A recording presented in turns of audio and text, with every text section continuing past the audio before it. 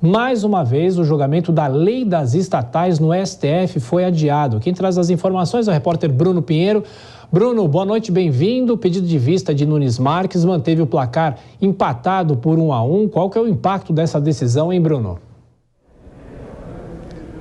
90 dias aguardar essa análise agora, viu, Tiago? A você uma ótima noite. A quem nos acompanha sempre uma alegria, uma honra e uma satisfação. Antes, o ministro André Mendonça já havia também apresentado o seu pedido de vista. Hoje ele acabou abrindo uma divergência, colocou alguns números sobre algumas estatais, algumas empresas, antes de ser aplicado a lei de responsabilidade das estatais lá em 2016, quando diversos nomes assumiram as estatais, esquema de corrupção, e aí o ministro acabou colocando esses exemplos e afirmou que quando essa lei foi aplicada, o resultado foi significativo, realmente isso melhorou e muito, e que não está fazendo uma acepção de pessoas, uma escolha ao indicar.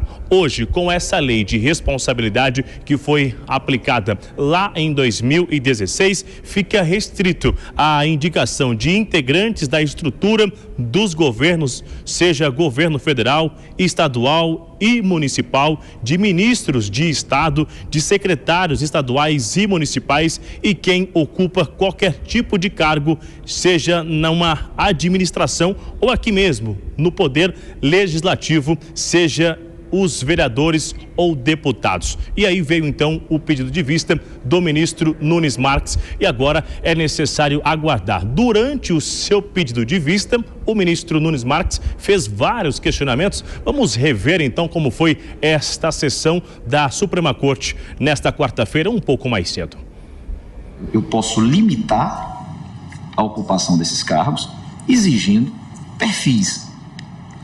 A outra limitar a ocupação dos cargos em razão de orientação política. Então, me veio essa dúvida. Essa restrição, ela é constitucional, ainda que venha para somar, como bem colocou o ministro André Mendonça, para colaborar, principalmente com esse momento do país. Já entre os ministros da Suprema Corte, mesmo após o pedido de vista, eles repercutiram este assunto. Alguns afirmaram que não está sendo feito um juízo de valor de quem está sendo indicado de fato. Outro voltou a falar que essa indicação de alguém que é ligado a um governo, seja estadual ou federal, ou aqui ao Congresso Nacional, acaba havendo um conflito de interesse. Então é necessário ser analisado sim essa lei. Já o ministro Luiz Roberto Barroso se posicionou que não acha necessário acabar revertendo algo que foi feito uma escolha aqui no Congresso Nacional. Isso acabou animando alguns integrantes aqui da oposição que aparentemente no olhar desses integrantes da oposição foi um certo respeito do ministro Luiz Roberto Barroso em respeitar algo que já foi estabelecido lá em 2016 no Congresso Nacional. A partir de agora, 90 dias úteis e aguardar o assunto voltar a ser julgado no plenário do STF. Tiago. Sim, Bruno, deixa eu aproveitar e te perguntar sobre as indicações para o Supremo e também para a PGR, porque hoje foram lidos os relatórios da indicação de Paulo Gonet para a PGR e Flávio Dino para o Supremo na CCJ, é isso? Exatamente, esses relatórios a Jovem Pan já havia antecipado aqui no jornal Jovem Pan, inclusive com a análise dos nossos comentaristas, e hoje se refletiu o que nós já havíamos adiantado. Os relatórios foram divulgados, foram lidos, apresentados e logo na sequência houve um pedido de vista.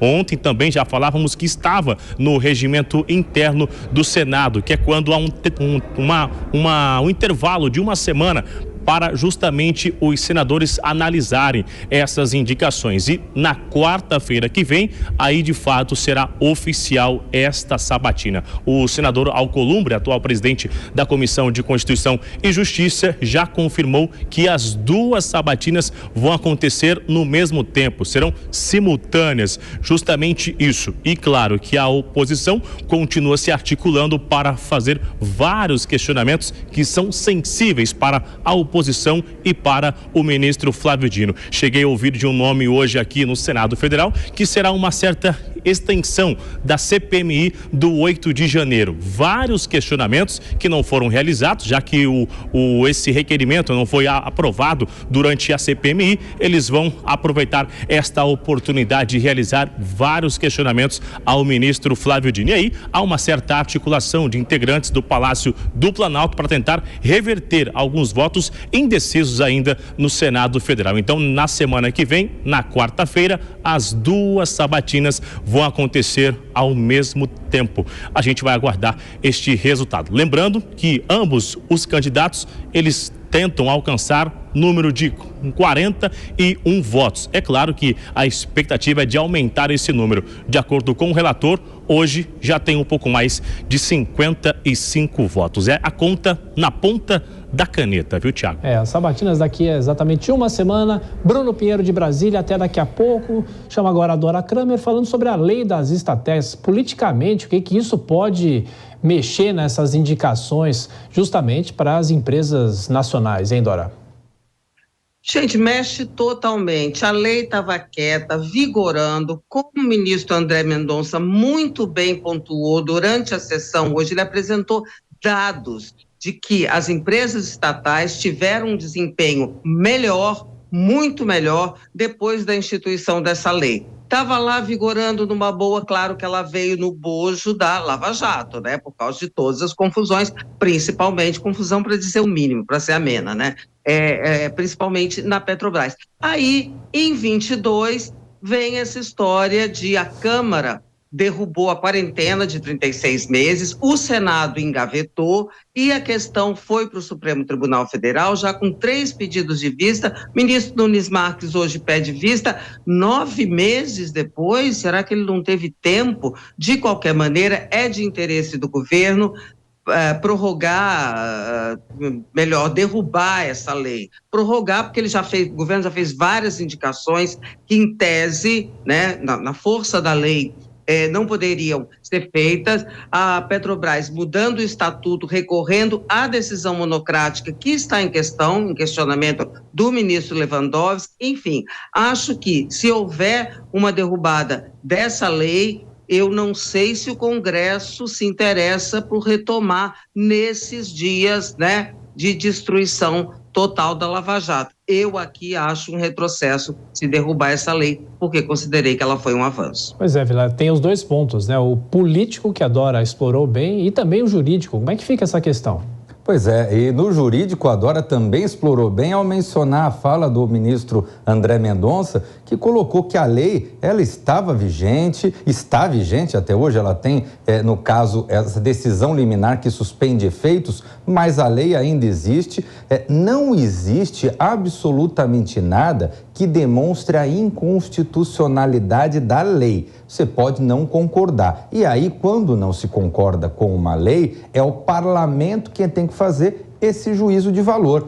Quando a Câmara dos Deputados procurou alterar um ponto da lei, ela agiu nos seus limites constitucionais. Agora, não é o Supremo que tem que fazer essa análise se a lei é boa ou é ruim. A análise tem que ser de analisar a constitucionalidade. E a lei, convenhamos, é totalmente constitucional e, além disso, no mérito, ela é muito boa e traz avanços, como ficou muito bem colocado pelas observações que o ministro André Mendonça fez hoje.